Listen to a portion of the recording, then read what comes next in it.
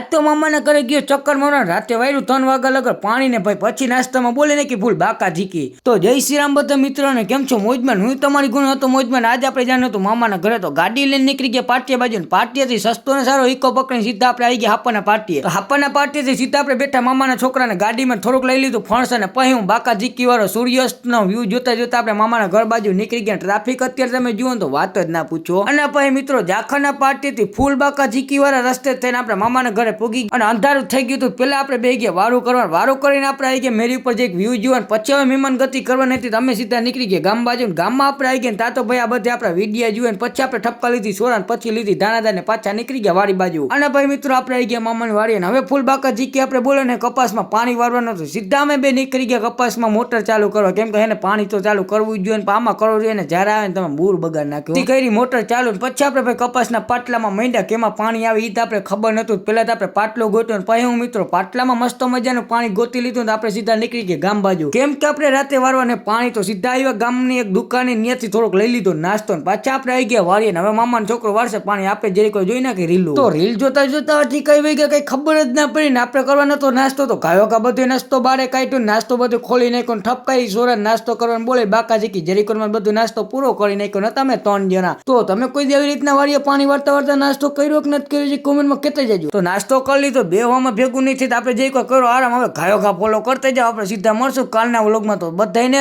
Bye bye, sorry. તો જય શ્રી રામ.